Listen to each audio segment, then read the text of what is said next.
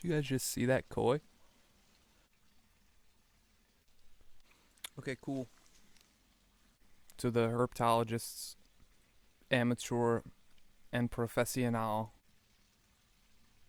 Hello, everyone. I'm here today, in Braganza Paulista, to bring to you the frog of the day. Yet again, I'm not gonna lie. I had to put up with this set. Maybe I'll get better at this. This setup is not so suave. This one I'm gonna power through a little bit differently than the last one. You know, I guess you could say I'm a naturalist at being a naturalist. Here we go. Today's frog of the day is the lesser tree frog. The lesser tree frog is a South American frog.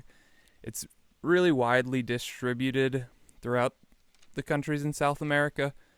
It comes in a variety of color variations, brown to orangish, red, all the way to beige, with sort of a striping on the back, which has been described as somewhat hourglass shaped. I'm doing this upon request, you know, there's nothing spectacularly unique about this frog. It is really cool looking. I saw one last night. They sort of have a call that they continue to do for months and months at a time. What is described as a complex call, saying male frogs could hit 2 to 3 notes in one call.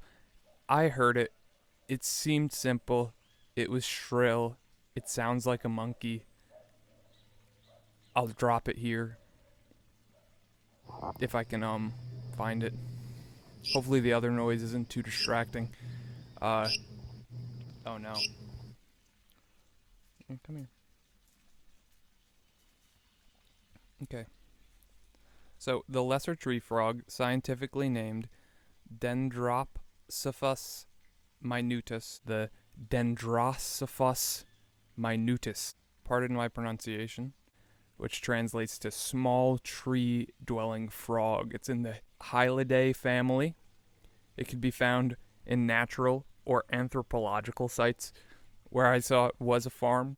It was breeding in like a human-built freshwater pond alongside of this big chunky toad.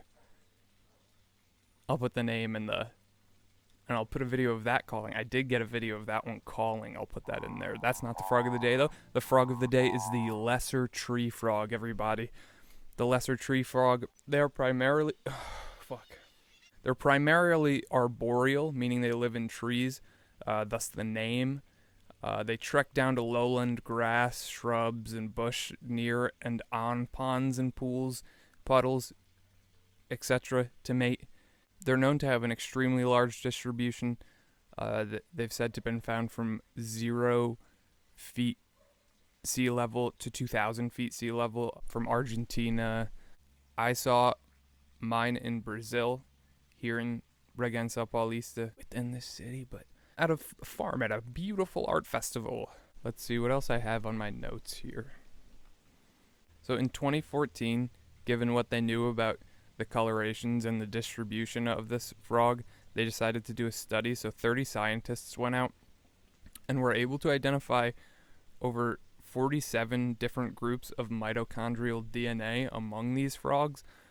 So there's liable to be subspecies and an explanation for the diverse nature of this frog, but nevertheless, it is a testament to the success of the species.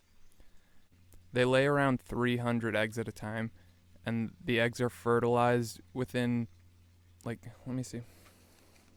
I think I should start this over. They call for several months and spawn in water and inside these vernal pools and puddles, and I lost a lot of good light. I think I got some good light coming down right now. The scientific name, Dendrocephalus minutus. This is a really small frog. I gotta keep petting this dog, otherwise he'll chew on my wires.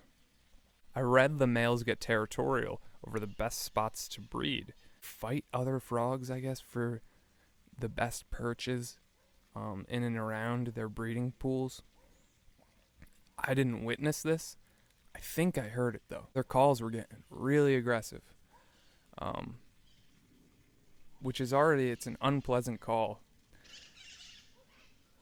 Sort of like the birds of paradise.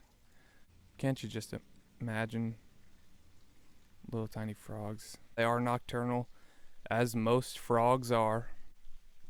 Generally could fit on the head of a dime. They're very tiny, from 1.5 to 2 centimeters, somewhere in that range, and they're flat, as are most tree frogs. I'm running out of good light here because it's fitting to their arboreal lifestyle. And now here's the good stuff. It was first described by a German fella, Willem Peters, in 1872. It was described in a paper wrote called Herpetologia Africana et Americana. And then it was published in Monetsa Barche der Königlichen Preußischen Akademie der Wissenschaften zu Berlin. So that's a mouthful. Peter's main focus was herpetology, and he grew the herpetological exhibit in the Berlin Museum to rival that of London and Paris at the time.